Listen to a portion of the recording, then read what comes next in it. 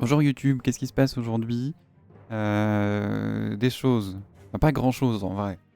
Mais, comme d'habitude, on a déjà parlé la semaine dernière, il y a 2 semaines.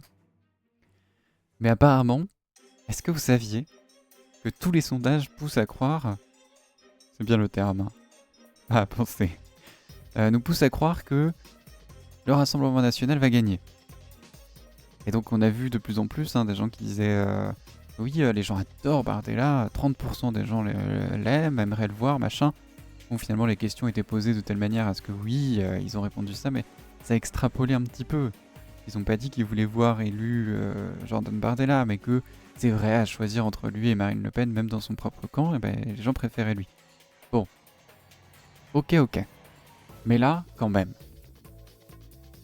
45% des Français déclarent envisager de voter pour le Rassemblement National lors des prochaines échéances électorales.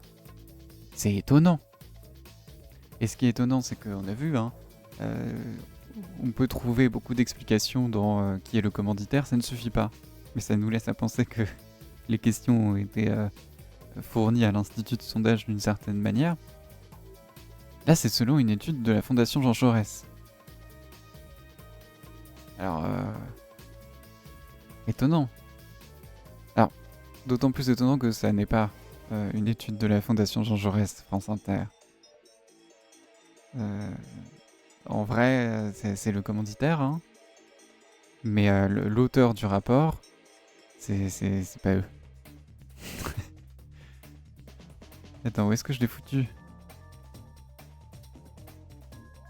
Oui, voilà. Ça, c'est la Fondation Jean Jaurès qui parle de cette étude. Électorat du Rassemblement National. Donc c'est une étude publiée vendredi. L'enquête électorale réalisée par Ipsos. Voilà. Donc ce n'est pas la Fondation Jean Jaurès. C'est certes le commanditaire, mais on va retrouver les mêmes problèmes que les enquêtes faites par Ipsos. Donc l'enquête électorale, elle est où? Qu'est-ce que j'en ai foutu? Trop de trucs. Elle est là. Donc c'est bien cette enquête-là, sortie en mars 2026. Non, pas celle-là du coup. Pourquoi ils m'ont redirigé vers celle-là?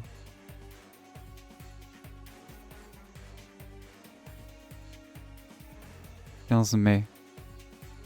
Mais c'était il y a 5 jours. L'enquête électorale. Élection. Ah, parce que j'ai pas cliqué sur le bon. Voilà. Avril 2026. Donc le mois dernier, effectivement. Alors, enquête Ipsos. Donc panel Ipsos, hein. Petit panel qui surreprésente certaines populations. Voilà. Méthode des quotas. Il manque un truc dans cette méthode des quotas, non? Âge, profession, région, catégorie d'agglomération. Non, ça va. Donc jusque là tout va bien. 10 000 personnes. Et là, plaisir absolu et total. Du 2 au 9 avril. Bon, pas total, on verra pourquoi. 2 au 9 avril, donc sur une semaine. Donc il y a suffisamment de personnes pour qu'on se dise pas que le regroupement est bizarre. Et suffisamment de temps pour qu'on se dise pas que ça représente trop de population. Bon, la norme internationale, on a vu qu'on s'en fout.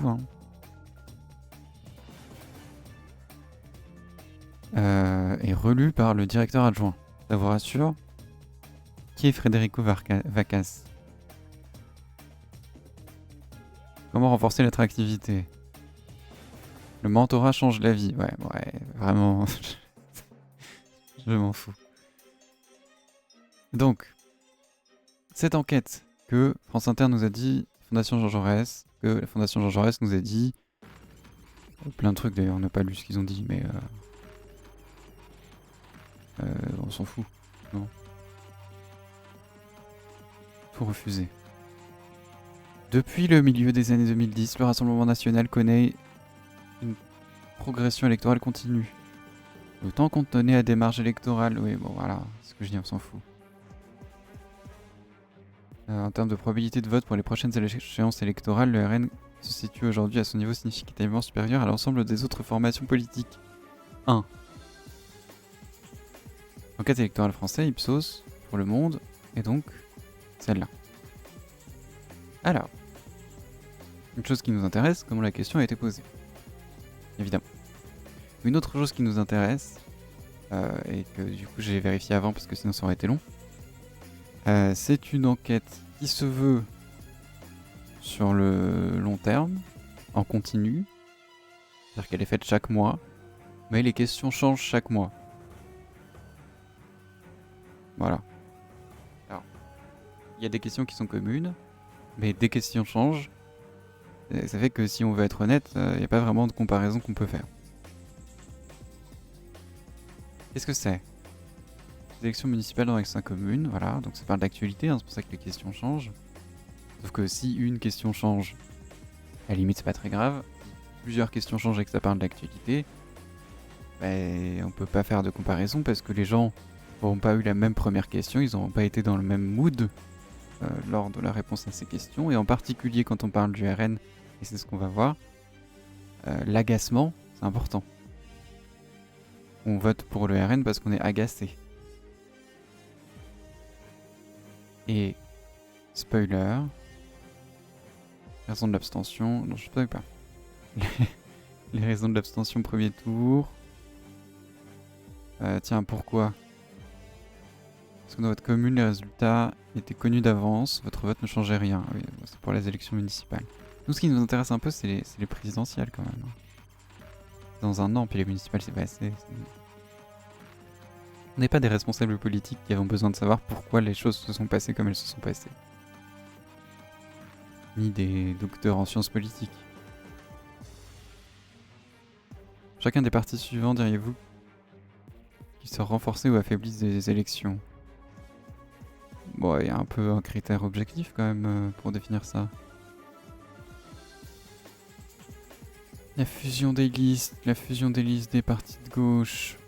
L'état d'esprit des Français dans la perspective de l'élection présidentielle, voilà. Diriez-vous que vous êtes intéressé par l'élection présidentielle qui aura lieu en 2027 ? 86% sont intéressés, c'est normal. Hein. L'élection présidentielle, c'est celle qui mobilise le plus, c'est là où il y a le moins d'abstention. Et quand on voit le taux d'abstention, ça veut dire quelque chose quand même. Hein. L'intérêt pour l'élection présidentielle 2027 selon la proximité partisane. Qui s'y intéresse le plus ? LFI. Non. Reconquête. Et Renaissance. Ceux qui ont aucun parti, ils s'en foutent. Mais pas tant que ça. En fait, c'est compliqué de poser la question, êtes-vous intéressé ? Parce que, si tu réponds au sondage, c'est que tu t'es posé la question, donc tu t'es intéressé. Évidemment, ça surreprésente de ouf malade. Pardon. Ça surreprésente énormément les gens qui s'y intéressent. En vrai, c'est peu probable qu'il y ait 95% des gens qui, même dans un groupement politique, s'intéressent à l'élection présidentielle. Opinion sur l'organisation d'une primaire de gauche. Hors LFI. Pourquoi ?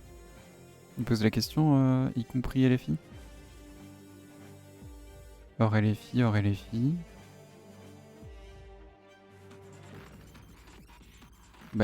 Mais dis donc, qu'est-ce que c'est que ces questions ?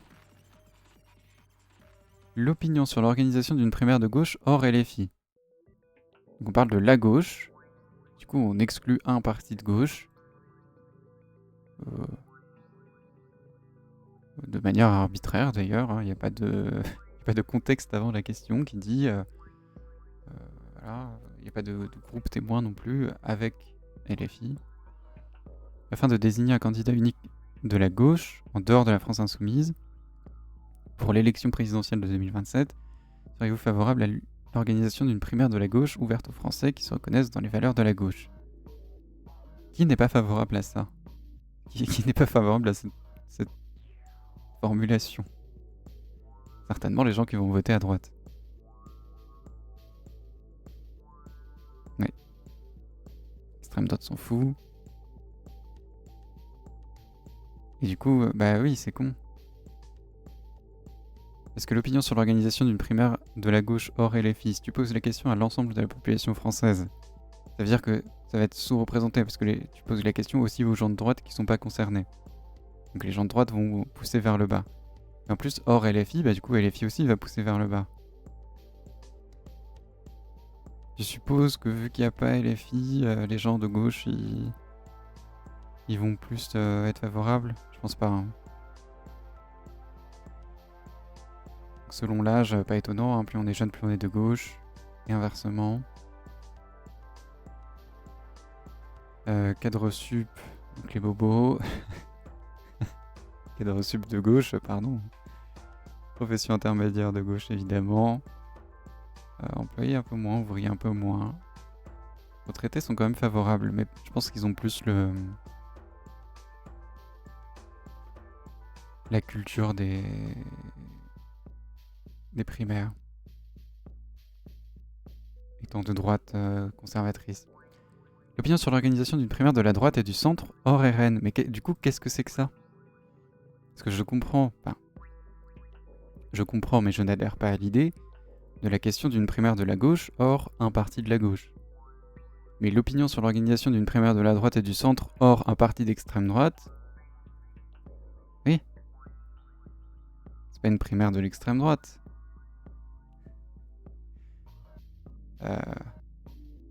C'est partir du postulat que le RN n'est pas d'extrême droite. Parce que sinon tu dis l'organisation d'une primaire de la droite et du centre hors parti communiste, tu vois, bah oui, évidemment, il n'est ni de droite ni du centre. Parce que là, ça forge vraiment une opposition RN et LFI, alors que ils sont opposés, hein, mais pas sur l'échiquier politique. L'opinion de l'organisation, du coup, oui, le RN, voilà, il pousse vers le bas aussi. Et les partis de droite sont moins favorables, apparemment. Mais pourquoi il y a reconquête dans les partis de droite? Et pourquoi LFI est de l'autre côté du PCF? Attends, mais qu'est-ce qui se passe?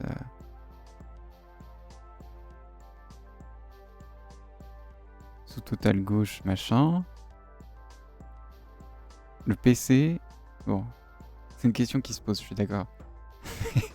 Est-ce que le PCF est plus ou moins de gauche que LFI? C'est vrai qu'ils sont juste de gauche maintenant. France Saucisse, tout ça. Mais il n'y a pas genre le NPA ou des trucs comme ça.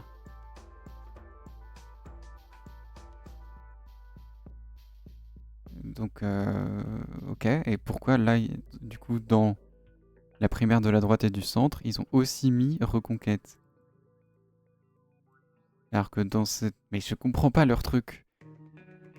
Il y a des problèmes de méthodologie.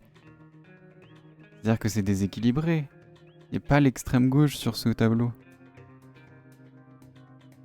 C'est chiant. Il y a deux partis d'extrême droite. Deux partis de gauche, le RN et Reconquête. Mais il n'y a pas de parti d'extrême gauche. Sauf LFI, du coup, qui est le seul représentant de l'extrême gauche alors qu'il n'en est pas. Non mais... Soyez-vous favorable à ce que cette primaire de la droite et du centre soit organisée avec les partis suivants?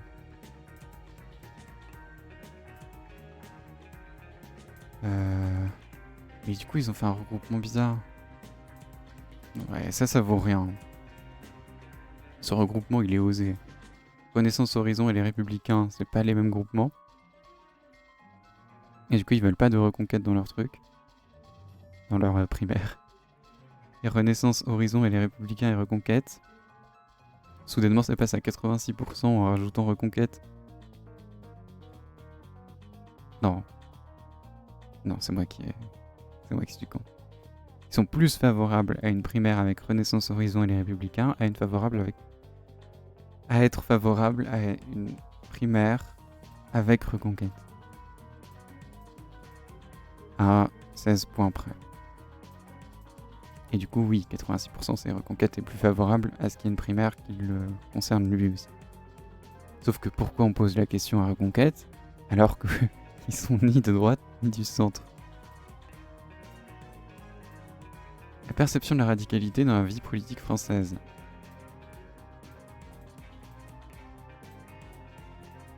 Et ça a vraiment pas été fait par des gens qui s'y connaissent en sondage, hein. Mais du coup, pas en sciences politiques non plus, parce que c'est déséquilibré. Posez la question, quand vous pensez à la vie politique en France, diriez-vous qu'il n'y a pas assez d'idées et de comportements radicaux ? Tu peux mettre ce que tu veux après. Si tu poses la question comme ça, c'est certain qu'il y a peu de gens qui vont dire oui, hein. Là, en théorie, faut être, faut être à la fois très politisé et très de gauche ou très de droite pour dire qu'il n'y a pas assez de comportements radicaux. Et encore, vu que l'extrême droite essaye de s'adoucir, tu vas récupérer qu'une partie de la gauche radicale. En fait, c'est juste que le terme radical est situé dans l'échiquier politique. Normalement, tu essayes de trouver le plus de termes neutres possible. Pareil, la vie politique, c'est plutôt un terme... c'est pas un terme commun, quoi. Je peux zoomer plus. Donc, non, toujours pas. La perception de la radicalité dans la vie politique française. Détail, bah je m'en fous du coup, hein. Est-ce que vous seriez plutôt pour un dirigeant prêt à faire des compromis ou pas prêt à faire des compromis ? Et... Alors, il se passe quelque chose. C'est-à-dire que on s'éloigne de plus en plus de ce qu'on sait pour faire des sondages et ça devient de plus en plus n'importe quoi. On part du principe que pour faire un sondage, il faut connaître un petit peu sa population.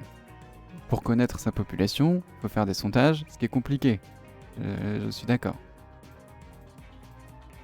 Mais on a ce qu'on appelle un corpus, c'est-à-dire un ensemble des œuvres qui ont été publiées pour nous permettre de comprendre ce qui fonctionne et ce qui ne fonctionne pas quand on pose une question dans un sondage. En l'occurrence, la société française s'est construite autour du fait d'être raisonnable. Donc quand on parle de questions qui parlent de radicalité ou de faire des compromis, eh ben, il y a des biais qui vont se mettre en jeu. Des biais de réputation. Alors, c'est-à-dire que quand les gens vont répondre aux questions, ils vont se dire « Qu'est-ce que j'aimerais répondre ?» ou « Qu'est-ce que j'aimerais être ?» ou « Qu'est-ce que j'aimerais vouloir ?» Ils vont toujours donner une version un peu enjolivée de eux-mêmes ou de ce qu'ils veulent. Et ça tombe bien parce que tout à l'heure on va parler de chômage et de l'emploi, qui est un très bon exemple de ça. Les gens vont surdéclarer des choses qui les mettent dans une situation plus confortable. C'est-à-dire que, par exemple, dans le domaine de l'emploi, on va éviter de dire qu'on est au chômage, on va plutôt dire qu'on est en recherche d'emploi, oui, t'inquiète. Le chômage est une recherche d'emploi, mais on va pas dire qu'on est inactif, on va dire qu'on est au chômage. Alors que c'est pas forcément le cas. Mais si on est inactif, on est toujours confronté à des gens qui vont nous dire « Mais pourquoi ? Comment tu fais ? Trouve-toi un travail, traverse la rue, quoi, bref. » Et ben là, c'est pareil. On souhaite vouloir des compromis parce que, sur la question des compromis, d'accord, c'est aussi un terme situé, ce qui implique encore plus de biais, parce que c'est un truc très du centre. Mais vouloir des compromis et éviter la radicalité, c'est des caractéristiques souhaitables de l'être humain dans la société française d'aujourd'hui. Et donc, étonnamment, c'est ce qui est le plus représenté dans ce sondage. Les gens souhaitent majoritairement ce qui est culturellement souhaitable. Et c'est une règle totale en sondage. C'est pour ça qu'on ne pose pas de questions sur des choses souhaitables. Autrement dit, les questions ne concernent pas des consensus. Il y a un consensus sur le fait que il ne faut pas être radical dans la vie commune des Français et des Françaises. Si des gens font le choix de ne pas l'être, c'est une revendication politique. Et donc la radicalité, c'est bien un curseur politique. Ça n'est pas un curseur culturel. Puisque les sociologues sont là pour nous dire ce qu'est un curseur culturel. Ce qui est souhaitable dans la totalité de la population. Autrement dit, quand on fait un sondage, on ne se limite pas à vérifier les quotas et à regarder le recensement. Il y a une chier de scientifiques qui ont fait des trucs pour nous expliquer ce qu'est la société française. Et il faut s'en inspirer quand on pose des questions à la société française. Le souhait de transformation de la société. Quand vous pensez à la société française actuelle, quelle opinion se rapproche le plus de la vôtre? Ok, cette question est bien. Il faut la laisser dans son état actuel. Donc, conservateur. Il faut l'aménager sur quelques aspects mais sans toucher à l'essentiel. Non, alors non, j'aime plus la question. Il faut la réformer en profondeur, il faut la transformer radicalement. Non, j'aime plus la question. Tu peux faire plein de choses avec cette question. Quand vous pensez à la société française actuelle, quelle opinion se rapproche le plus de la vôtre? Tu mets des opinions qui sont pas forcément contradictoires. Tu mets plusieurs opinions, tu fais une liste à coche, plusieurs réponses possibles, à la limite deux, voilà. Quelles sont vos deux priorités dans toutes les opinions sur la société française actuelle? Mais tu fais pas un tout à fait d'accord, plutôt pas d'accord, tout à fait pas d'accord, pas du tout d'accord du coup. Parce que là c'est ça, hein. La question aurait pu aussi être est-ce qu'il faut transformer la société? Point d'interrogation. Tout à fait ou pas du tout. C'est juste que ils ont encore une fois mis... Alors, c'est un choix qu'ils ont fait du coup. Ou alors ils sont très... Enfin, ce n'est pas impossible qu'ils soient à chier. Mais ça a l'air d'être un choix qu'ils ont fait. Et encore, laisser, c'est pas un terme conservateur, mais voilà, aménager la société, réformer la société ou transformer la société, c'est des curseurs politiques de la droite, le centre et l'extrême gauche. Du coup, c'est bizarre. La laisser, et en fait, oui, du coup. J'ai réfléchi sans regarder les résultats aussi. Au-dessus, j'ai dire qui souhaite laisser la société dans son état actuel. Et bah, sans surprise, personne. Ce qui veut dire normalement quand on fait une enquête et qu'on atteint du coup 1% des réponses, la modalité n'était pas pertinente. Là, ça veut dire que la laisser dans son état actuel est un genre de consensus, donc la question n'aurait pas dû être posée de cette manière-là. Et que du coup la liste à coche était une meilleure idée, j'avais raison. Parce que tout le monde aurait dit qu'il faut pas la laisser dans cet état actuel. Ce qui est le propre de la politique. S'il fallait laisser la société dans son état actuel, on n'aurait pas besoin de la démocratie. Le seuil de transformation de la société, je m'en fous. Les sujets prioritaires pour l'élection présidentielle de 2027. Je pensais pas que ce serait si mauvais. Je suis désolé.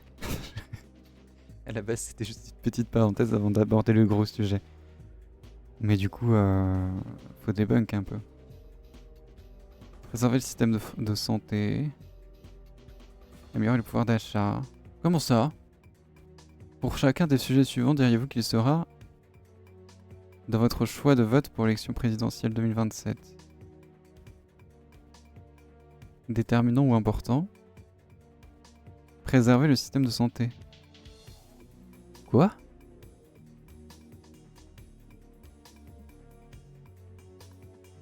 Ils ont posé cette question en avril.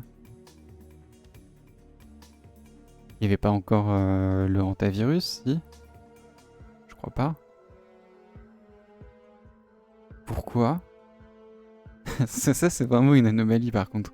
Pourquoi le pouvoir d'achat des Français n'est pas en premier? C'est une règle universelle de tous les sondages sur... Ouais, après... C'est plus une règle universelle des sondages sur les priorités de la vie quotidienne des Français. Peut-être que dans leur choix de vote, c'est pas si important. Par contre, pourquoi préserver le système de santé serait tout en haut? Là, c'est étonnant quand même. Et bah du coup, ok. Donc 76... Non, 95% des gens ont comme déterminante de vote principale quelque chose plutôt orienté à gauche, préserver le système de santé. Puisque Bardella a dit qu'il voulait privatiser des trucs, donc pas le préserver, que le centre, la droite du coup, veut pas le préserver non plus, parce que les retraites et les mutuelles. Et du coup, il n'y a que la gauche qui veut le préserver finalement. Non? J'ai loupé un truc peut-être. Améliorer le pouvoir d'achat du coup, ok. Heureusement qu'il est en deuxième. Faire en sorte que le travail paie davantage. Et on avait le droit de... Oui, du coup, on avait le droit de cocher plusieurs cases. Mais c'est quoi la limite? Non, ok, ils ont répondu à tout, déterminant, important, machin. Donc tout est important. Le plus secondaire est mieux maîtriser l'immigration.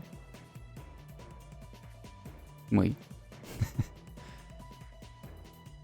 Mais du coup, dans les trucs les plus importants, le premier, c'est une problématique plutôt de gauche. Le deuxième, c'est une problématique universelle. Et le troisième, c'est une problématique plutôt de droite. Ok. Améliorer le système éducatif, ça veut rien dire. Faut faire en sorte que le travail paie davantage non plus, hein, mais... Comment? Je crois que tous les groupements politiques veulent que le travail paie davantage, mais... Écrit comme ça... Plutôt de droite. Améliorer le système éducatif, pareil, ça veut dire quoi?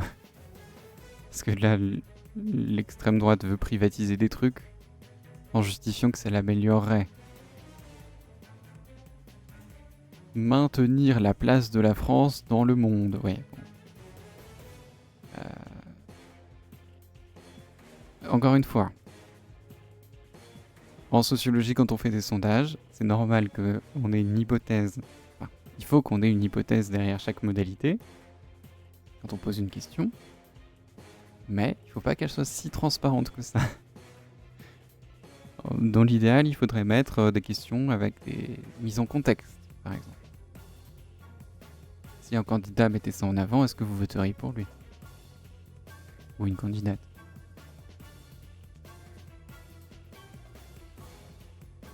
Les femmes préfèrent préserver le système de santé, oui. Ce qu'on appelle le care. Enfin, pas géographiquement. Les femmes, voilà, s'occupent de la santé, des métiers de la santé. Donc c'est une problématique qui les touche plus. Le pouvoir d'achat, pareil, c'est l'héritage de la ménagère, qui était une grande figure de la France, et qui l'est toujours. La femme gère le foyer, donc elle s'occupe des courses, donc elle est la première à avoir des problématiques de pouvoir d'achat. Faire en sorte que le travail paie davantage. Du coup, alors, traditionnellement, c'est plutôt les hommes qui avaient cette problématique-là, mais ça ça a basculé. Zoomer un peu parce que du coup, on s'intéresse qu'aux gens. Ça a basculé avec les révolutions féministes. Et c'est bien normal, parce que c'est les premières touchées, hein, factuellement. Faut que le travail des femmes paie davantage. Améliorer le système éducatif. L'éducation est un métier du care, donc c'est encore les femmes qui sont devant. On se demande où sont les hommes finalement. Assurer une meilleure sécurité des biens et des personnes. Égalité, ok. Réduire la dette. Ah, là les hommes passent de devant, enfin passent devant mais de 1 point.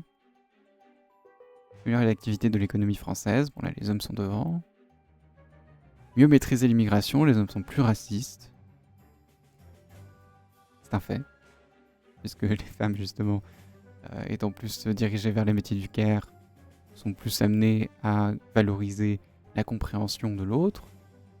Compréhension de l'autre qui pousse à être moins raciste. Être moins raciste qui pousse à moins se soucier de l'immigration et mieux comprendre que c'est pas négatif.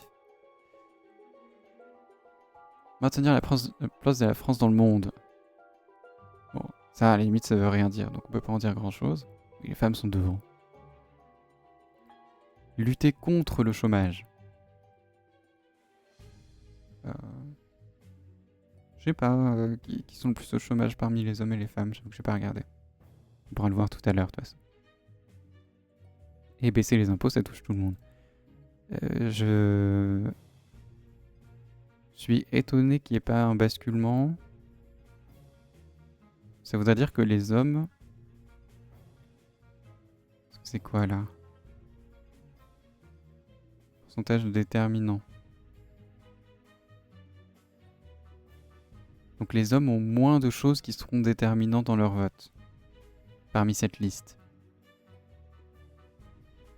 Ce qui est cohérent. Parce que dans cette liste, il n'y a pas le candidat, en fait. Il y a plein de problématiques du programme politique. Mais les hommes votent aussi en fonction de la gueule de la personne. Ou les femmes votent plus par rapport au programme. Mais c'est pas moi qui le dis, c'est les enquêtes. Et en plus, celle-là le confirme, du coup. Parce que si on fait le total, les hommes sont moins convaincus par ces trucs-là. Alors qu'ils sont pas moins politisés. Hein. Préserver le système de santé, ouais, bon, par proximité politique, on s'en fout. Les sujets prioritaires pour l'élection présidentielle de 2027. Alors, c'est rigolo parce que... attends, je vais pas chercher là.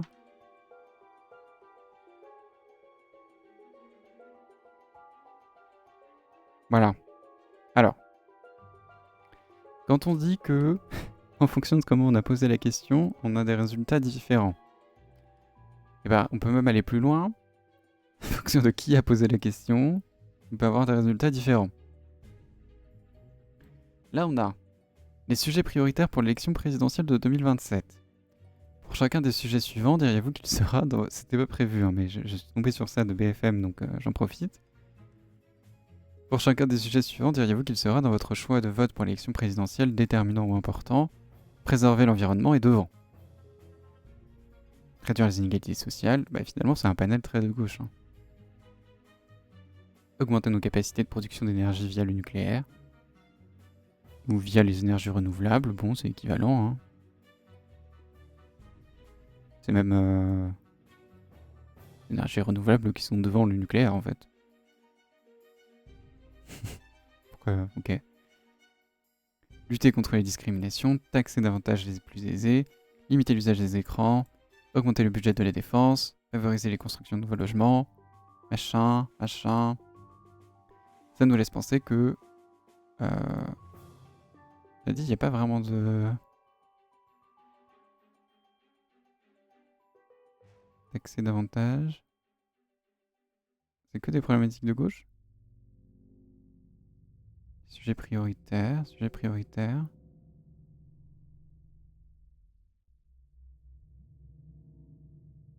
Pourquoi c'est que ces sujets-là?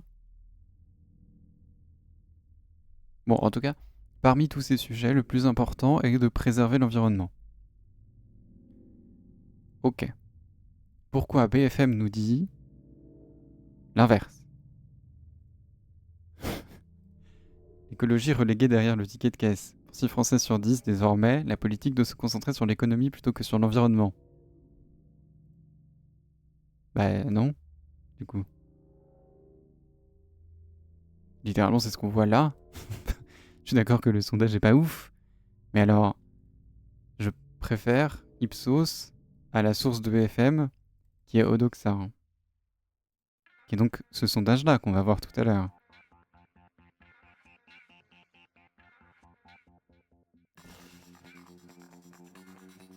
Je suis d'accord qu'aucun des deux est fou. Mais bon. Oh, leur symbole qui est caché par la typo. Enfin bon. Je ne suis pas d'accord avec BFM, je ne suis pas d'accord avec Odoxa a priori. Là, pour le coup, on a un autre sondage qui dit l'inverse. Mais la dernière fois, on a dit, les sondages donnent à boire et à manger. Et bah, c'est le cas. La satisfaction en cas d'accession à la présidence de la République de différentes personnalités. La majorité des gens seraient satisfaits que Jordan Bardella soit président ou Marine Le Pen. Bien sûr. On retrouve les problèmes des panels d'Ipsos, qui, malgré tous nos efforts, mettent toujours largement l'extrême droite devant. Et encore largement, il y aurait une grande partie des gens qui seraient mécontents. Mais par contre, le panel d'Ipsos déteste Jean-Luc Mélenchon. Je suis d'accord qu'il est controversé. Mais de là à dire que c'est le plus détesté... Ok. La satisfaction en cas d'accession à la présidence de la République de différentes personnalités... C'est la même chose. Précision sur l'intervalle de confiance. Oui, bah il serait temps de le mettre. Normalement, tu le mets avant, en fait. Bon, après, on peut pas leur en vouloir. Effectivement, ils ont 10 000 personnes. Intervalle de confiance, on peut leur faire confiance. Enfin, on pourrait... Si c'était pas... Ipsos. Est-ce que c'est de la diffamation, peut-être? Bah écoutez... C'est pas contre eux, c'est juste un conseil. Quand c'est Ipsos, faut faire gaffe. Quand c'est Odoxa, faut faire gaffe aussi. Quand c'est l'IFOP, faut faire gaffe. Quand c'est CSA, faut fuir. Non, là pour le coup, quand c'est Lab aussi. Mais c'est bien, on pourra faire une tier list des instituts de sondage. Si je fais ça, je spoil, mais il y aura genre rang S. Bah, les publications scientifiques. Rang A, l'INSEE. Et après, on continuera à partir de rang D, je pense. DEF. On mettra le reste. Odoxa, par exemple, qui serait peut-être en E. Je sais pas non plus Bolloré, quoi. Je crois. C'est qui Odoxa? J'ai oublié. Levé d'embargo, c'est bon, on a 2 semaines. Alors on retrouve... Voilà, on a fini avec l'extrême droite, maintenant on va parler de la droite. Non mais en même temps, pardon, juste pour conclure sur le truc d'avant. La Fondation Jean Jaurès, qui trouve que... Enfin, la chose qu'ils ont retenue de leur sondage, c'est que le RN est devant. Moi, ce que je vois surtout, c'est qu'en fait, les problématiques écologiques où on dit que tout le monde s'en fout, bah, les gens s'en foutent pas. Et que la plupart des problématiques de gauche bah, interpellent quand même beaucoup les gens. Ça donne plutôt de l'espoir si même le panel d'Ipsos arrive à être de gauche. C'est plutôt bien.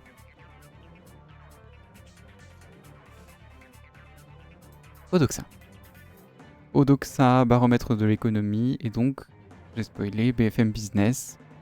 Alors, c'est qui AJP?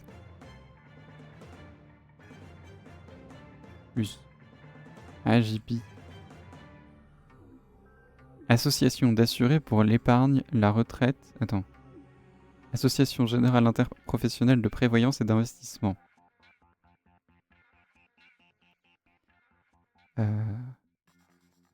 J'aime pas. Ça ne m'inspire pas confiance. Tout comme Challenge et BFM Business. Donc, que nous dit... Attention. On va faire un test cette fois-ci. D'habitude, on évite pour pas être biaisé. Mais là, on arrive avec une hypothèse sur le terrain. Odoxa fait un sondage. Odoxa a quand même beaucoup d'incointances avec la droite libérale. Ok. En l'occurrence, travaille vraiment pour presque tous les représentants de la droite libérale. Il manque le MEDEF. Ok. Est-ce que les conclusions de ce sondage seront libérales? On sait déjà que oui, j'ai spoilé les conclusions de BFM Business qui disait que les gens n'avaient rien à foutre de l'économie. Par contre, leur ticket de caisse, oui. Mais prenons la chose de cette manière-là. Est-ce que ce sondage est un instrument de la droite libérale pour se justifier? Résultat. Depuis ces dernières semaines, êtes-vous plutôt confiant ou plutôt moins confiant concernant l'avenir de la situation économique en France? Bah eux sont plutôt confiants. Parce que par rapport au sondage de tout à l'heure, les gens étaient carrément pas pour que la situation économique reste la même. Hein. Il fallait du changement. Là, ils sont plutôt confiants. Alors, avril 2026. Et en plus, avril 2026, alors factuellement, la situation n'était pas très différente.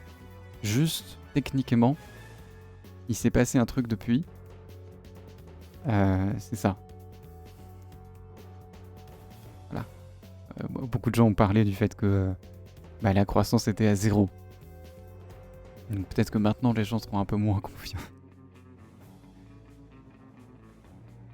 Plutôt moins confiants. Voilà. Pourquoi plutôt? C'était ça les deux modalités? C'est bizarre. On dirait qu'ils avaient 4 modalités au début, puis qu'ils ont réduit à 2. Enfin 3 parce qu'il y a ne sait pas. Bon. Morale économique. L'indice de morale économique. Confiance moins défiance. Structurellement bas depuis la dissolution. L'indice est encore sensiblement dégradé depuis 1 an. Ils font des indices. Pardon.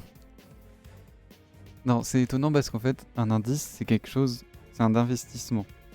C'est-à-dire que... j'ai fait une tier list des indices. Hein, qui était dans les premiers streams d'ailleurs.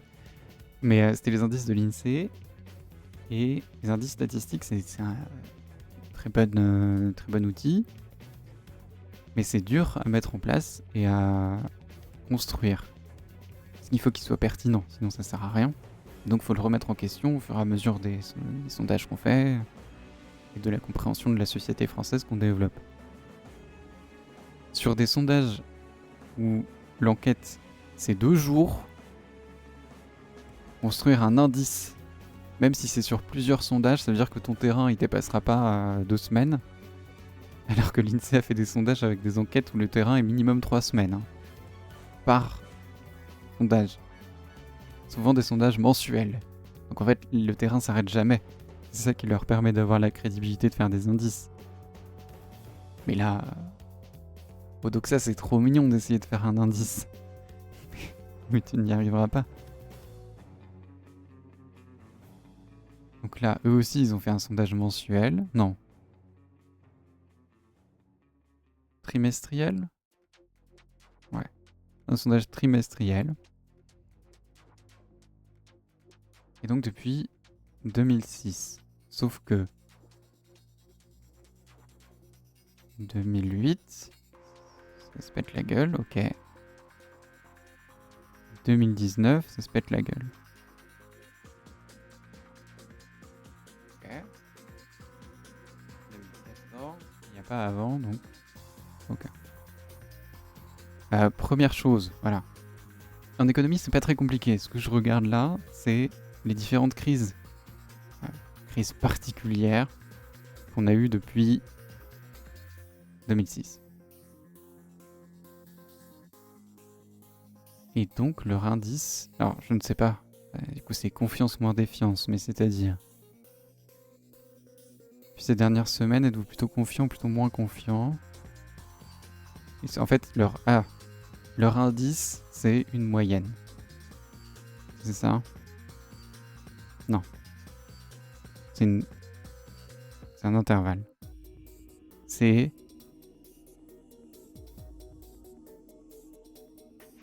confiance moins défiance. Oui, c'est ça. C'est 16 moins 83. Alors c'est pas que c'est dur à comprendre, c'est dur de savoir à quoi ça sert.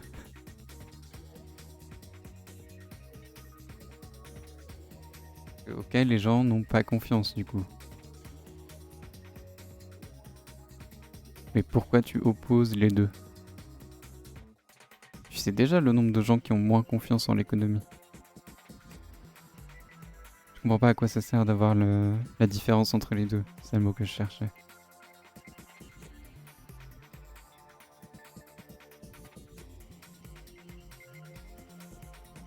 Mais pour savoir à quel point la société est agitée, non, je vois pas. Dites-moi dans les commentaires. Préférence des Français en termes d'investissement dans les sources d'énergie. Le nucléaire est devant, ça ok. C'était pareil dans l'autre sondage et c'est quelque chose qu'on retrouve assez souvent. En France, on fait confiance au nucléaire. Étonnamment. Mais ok. Puis le photovoltaïque, puis la géothermie. C'est étonnant que... Ah, oui, j'allais dire c'est étonnant que l'hydroélectrique soit bas, mais en fait il y est juste pas. Ok. Parce que l'hydrolien, on est d'accord que... Oui, c'est des éoliennes dans l'eau. Pardon. C'est des turbines dans l'eau.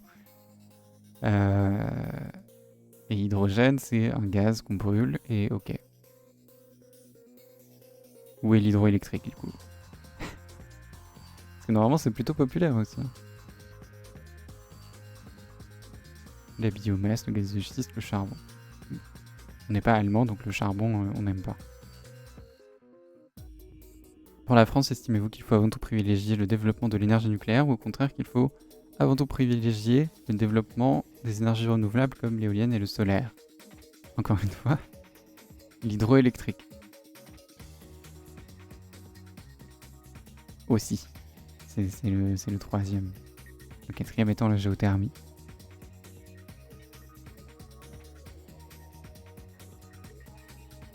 Mais ouais. Ok. Parce qu'en France, il y a encore des parages qu'on peut adapter en hydroélectrique. Hein. Ce qui fait qu'on prendrait pas beaucoup plus de place que ce qu'on prend déjà. Mais c'est pas mal quand même. Parce que en fait, là le problème c'est que... Bon, ça paraît évident, mais peut-être pas. Là le problème c'est que c'est peut-être un choix, hein, ou peut-être pas. Mais mettre éolien et solaire devant, en sachant que juste au-dessus, c'était la géothermie qui était devant l'éolien.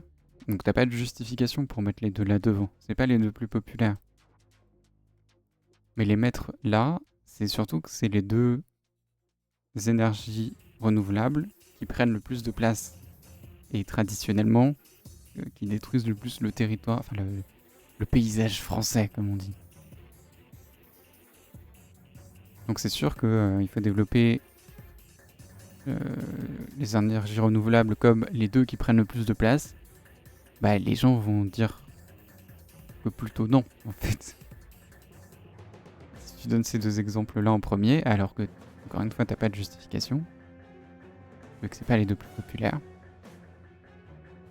et bah tu vas sous-représenter et faire passer l'énergie nucléaire devant, ce qui, je n'en doute pas, était l'objectif de tes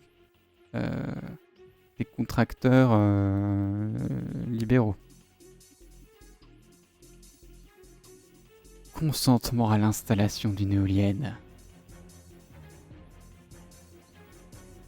Quel sujet de fou.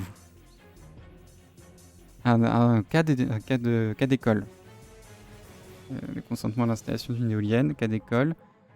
Comme disait Marine Le Pen, les éoliennes c'est comme les migrants, tout le monde veut qu'il y en ait mais pas chez soi. Pardon pour cette citation, elle est terrible. Rien ne va dans cette citation. Mais c'est justement pour ça que c'est fou. Elle a dit ça. Et donc, consentement à l'installation d'une éolienne, c'est un cas d'école, ça n'a rien à voir avec les migrants, mais voilà. Parce que, effectivement, quand on... Parce que souvent, la sociologie, ça travaille... Sociologie. Souvent, la sociologie, ça travaille avec les collectivités territoriales et les mairies, en gros, ou les départements.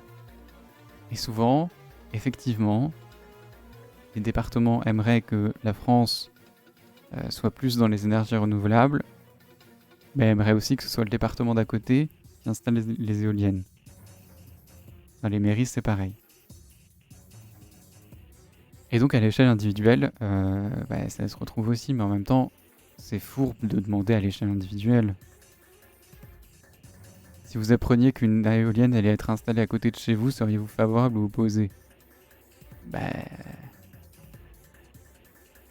En fait, si déjà les maires et les départements sont assez défavorables à mettre des éoliennes chez eux, alors qu'ils connaissent les enjeux, a priori, si tu poses simplement la question comme ça, salut Scalar, c'est de l'énergie gratuite. Oui. Mais en général, quand on pose la question comme ça à des gens, si les collectivités territoriales sont déjà pas très favorables, les individus qui n'ont pas les tenants et les aboutissants du truc, ou qui sont pas renseignés, ou qui sont trop à droite, ils vont dire non. On est parti sur les taxes, mais c'est gratuit à terme. Et puis pour l'environnement, c'est quand même mieux. On en parlera tout à l'heure, parce qu'on va parler du calcul du PIB, vite fait. On en parlera surtout la semaine prochaine. Et non, je suis pas installé essai, mais je pars demain, donc j'aurai pas le temps d'y jouer. C'est pour ça que je fais pas un gros stream, je pense, là.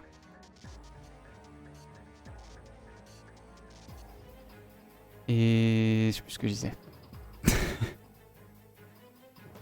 Je pars à Lyon pour Octogone. Une convention sur le jeu de société et le JDR. Oui, je parlais du calcul du PIB. Ouais, Octogone, c'est la première fois que j'y vais. Mais oui, dans le calcul du PIB, il n'y a pas la dette écologique, par exemple. Mais donc tu as raison, installer une éolienne, ça revient à de l'énergie gratuite. En tout cas, c'est moins cher pour les gens, parce que ça diminue la dette écologique. Oui, je pense que lundi, je ferai un stream où je jouerai, je parlerai d'Octogone, peut-être. Ah mais non, lundi, il y a JDR, je joue pas. Après le JDR, on parlera d'Octogone, alors. Parce que lundi, c'est le lundi de Pentecôte. Donc on en profite.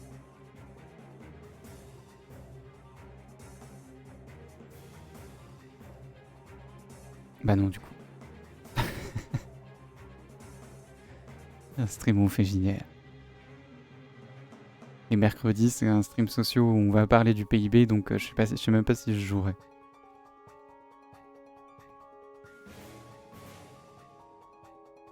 De laquelle des opinions suivantes vous sentez-vous le plus proche concernant la politique d'environnement et de crédit économique ? Ah, du coup, voilà. Donc je disais. On parle de ça parce que dans le sondage qu'on a vu tout à l'heure, il mettait les problématiques environnementales en premier dans les préoccupations, en tout cas dans les intentions de vote. Je vais voter pour le candidat qui mettra le plus en avant les problématiques écologiques. Et là, étonnamment, Odoxa nous dit l'inverse. Donc, BFM en a tiré la conclusion que les gens privilégient leur portefeuille à l'environnement. Et là, la question qu'ils ont posée est très alambiquée. Laquelle des opinions suivantes sentez-vous la plus proche concernant les politiques d'environnement en période de crise économique ? Donc, alors, c'est un peu facile de mettre en période de crise économique. Parce que tu te doutes que du coup, ils vont privilégier leur portefeuille, certes, mais on est constamment en crise économique. Ça ne s'est jamais arrêté. C'est une caractéristique fondamentale de l'économie néolibérale, d'être en crise économique. Parce que on est mondialisé, donc il y a des guerres, donc ça fait des crises économiques. Ou alors il y a des bulles spéculatives parce qu'on a une bourse libéralisée, donc il y a des crises économiques. Ou alors il y a des changements dans la société française, donc il y a des bulles dans l'emploi. Et du coup il y a du chômage et du coup il y a des crises économiques. On ne fait que avoir des crises économiques. Et c'est normal, ça devrait pas l'être, mais c'est normal dans notre économie. Les fluctuations bancaires font des crises économiques. Les taux d'intérêt font des crises économiques. Le maintien d'une inflation à 2%, qui est souhaitable d'après la Banque de France, crée des crises économiques. Donc, c'est pas vraiment des périodes. En période de crise, les responsables politiques doivent avant tout s'occuper de l'économie et de l'emploi, et moins de l'environnement.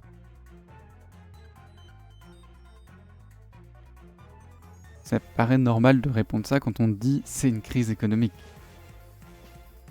Parce que le terme de crise économique suppose que l'économie est en crise, pas le reste. En période de crise, il faut au contraire poursuivre les politiques de protection de l'environnement qui demeurent prioritaires. Ah, c'est ça la fin? Oh non. Ouais. Incroyable. Donc ça, c'est, je pense, la meilleure manipulation qu'on a vue jusqu'à présent. C'est-à-dire que cette question est folle. Si c'est ça que BFM a utilisé pour dire que les gens privilégient leur portefeuille à l'environnement, c'est fou.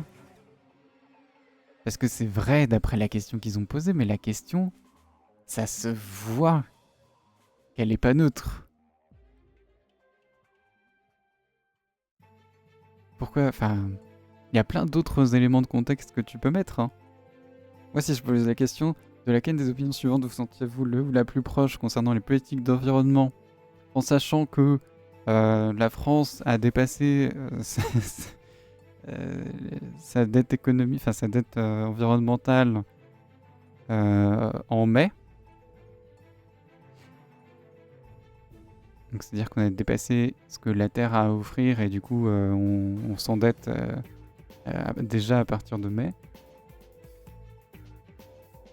Ben, je pense que j'aurais l'inverse en résultat. Alors que c'est un élément de contexte. Mais si tu mets l'élément de contexte qui t'arrange, forcément t'as les résultats qui t'arrangent. Non, donc ça. T'as pensé que ça allait passer. Oh, par contre, beau titre. Priorité des Français en période de crise, fin du monde ou fin du mois. Mais je suis bien d'accord, ce qu'elle est. Alors, je sais pas dans quelle mesure légalement c'est pas de la diffamation. Mais tant pis. Je suis bien d'accord avec toi, Odoxa a prouvé que ils faisaient tout ce qu'il faut pour satisfaire leurs commanditaires et qu'ils ont vraiment rien à foutre de la population française. Parmi tous les sondeurs, c'est ceux qui sont certainement les plus orientés, sans compter ceux de Bolloré. Donc CSA et Lab. CSA et Lab qui étaient vraiment des fraudes. C'est jamais pertinent. Odoxa, souvent, au début, ils font genre ouais, ok, les questions passent, ça va. Il y a toujours la question qu'ils vont reprendre à la fin que leur commanditaire leur a donnée, qui est ni fait ni à faire, comme dirait Chevest. Et donc j'ai dit petit stream. Ah mais j'ai dit que je jouerais peut-être après, mais je sais pas si j'aurai le temps. Bon, on verra. Petit stream parce que c'est ça l'actualité. Voilà. Mais je voulais quand même pas finir avant de parler de la croissance. Parce que... Oh mon dieu, la croissance est à 0%. Ce qui veut dire que ça n'est pas une croissance, du coup. On stagne. Mais pourquoi? Comment c'est fait? Alors, c'est trop gros pour parler là et j'ai pas eu le temps de tout préparer, du coup. C'est pour ça qu'on en parlera surtout la semaine prochaine. Mais déjà, parole rassurante. La croissance, d'une part, ne représente que l'accroissement de la richesse, Sinon, quand on parle de l'évolution de la croissance, on ne parle que de récession, jamais de décroissance. On peut vérifier. L'évolution de la croissance depuis longtemps, là. Pas les données. Il n'y a pas... Graphique. PIB. PIB. Voilà. Donc le PIB, c'est comme ça qu'on calcule la croissance. Il a rarement baissé. C'est-à-dire qu'on a rarement été en décroissance. On a rarement perdu notre gain. Mais c'est comme ça qu'il faut le voir, la croissance. C'est qu'un gain. Dans tous les cas, notre économie fleurit. Sauf en 2008, dans la crise des subprimes, où à cause des banques et de leur malhonnêteté et de leur magouille, il y a eu une grosse crise économique et le moment où l'économie était à l'arrêt avec le confinement, voilà. Logiquement, ça a fait des croissances, mais sinon, l'économie ne fait que monter. On alterne des périodes de récession. Bah à bientôt Scalar, mais moi aussi je vais pas tarder. Donc on alterne des périodes de récession, c'est-à-dire qu'on monte, mais moins qu'avant. Moins que le trimestre précédent. Ce qui n'est pas grave. Ça n'est grave que par rapport aux agences de notation et aux institutions qu'on a laissé se développer à l'international. Oui, qu'on a laissé se développer. Ça pourrait ne pas être grave. On a décidé de développer une économie dans laquelle, où effectivement, ça compte un peu. Toujours est-il que, d'une part, donc c'est juste les grands titres dont on va parler la semaine prochaine. D'une part, ça n'est pas dramatique, c'est-à-dire que une croissance à zéro veut dire que les prévisions des entreprises qui pensaient faire un chiffre d'affaires plus élevé vont peut-être pas le faire, même si elles vont le faire évidemment.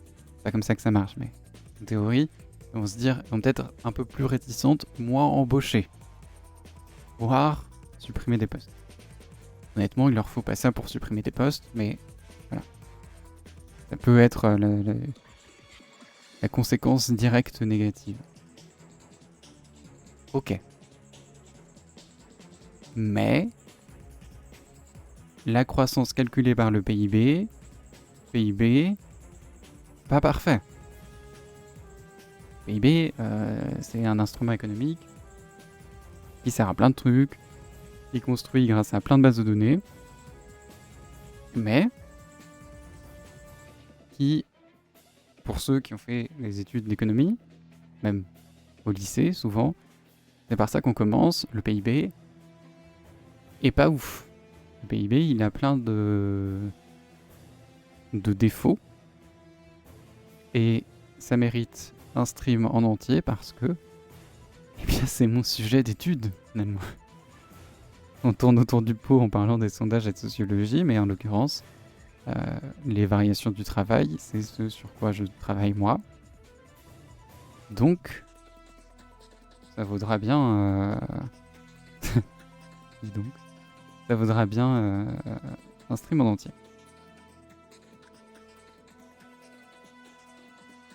J'ai fait un message répétu. Hop. De la même manière, le prochain stream se portera finalement. Et on espère que je tiendrai ma promesse. On espère qu'il n'y aura pas de sujet d'actualité qui s'imposera. Et même s'il y en a un, bah on fera un stream de 6 heures et voilà. Mais on parlera de ces quatre caractéristiques de la société française. Pourquoi l'INSEE, que je prends comme exemple pour l'exemple des bons sondages, même si j'ai dit que je le mettrais pas en rang S si on devait faire une tier list un jour. Ils ont des défauts, et en particulier le fait de peut-être un peu trop se reposer sur leurs indicateurs. Je fais une tier list des indicateurs aussi. Tous ne sont pas parfaits. Et je crois même pas qu'il y avait le PIB dans la tier list. qui aurait été en B, je pense. Donc pourquoi, pour comprendre, parce que là pour le coup, on parle des instituts de sondage qui travaillent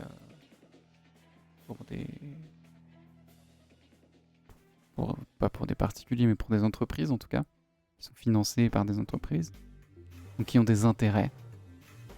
Et en particulier au Doxa, hein, qu'on vient de voir, il y a l'intérêt de satisfaire son client.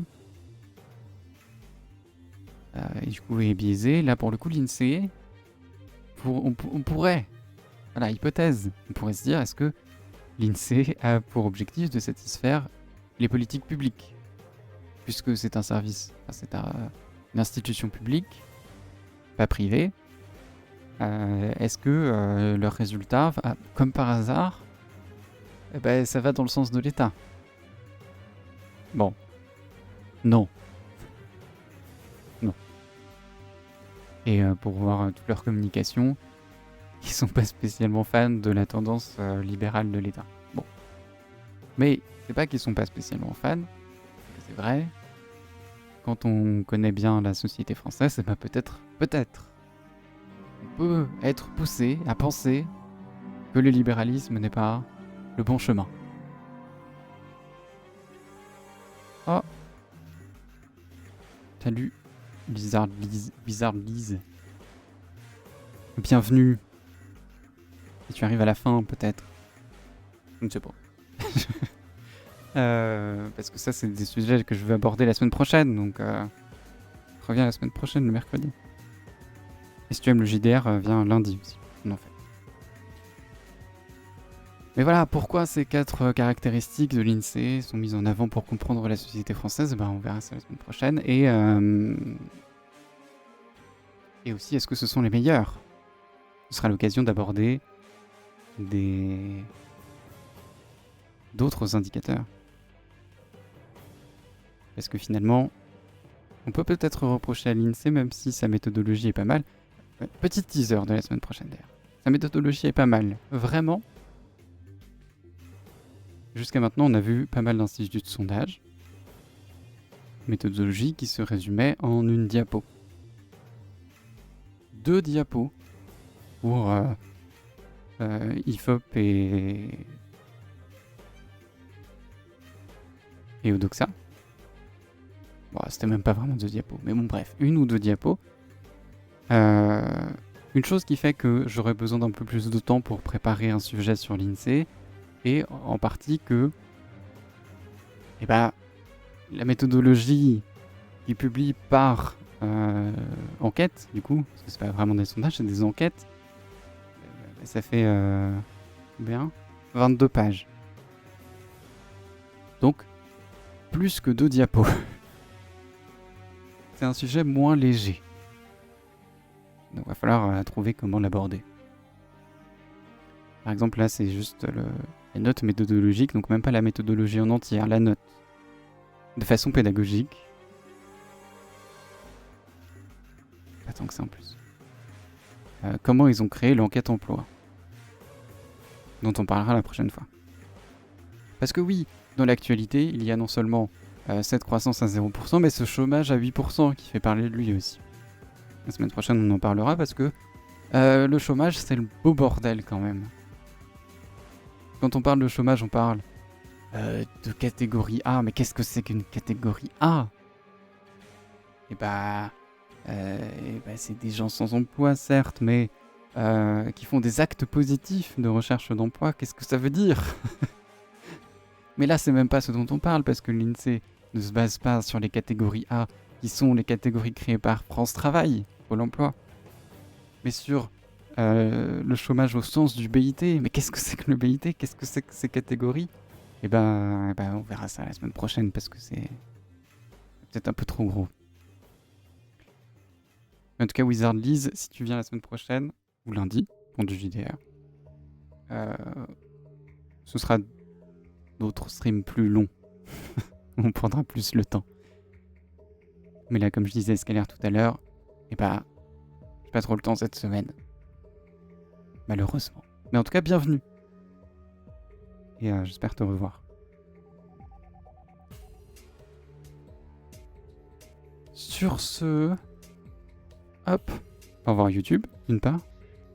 Vous aussi, à la semaine prochaine.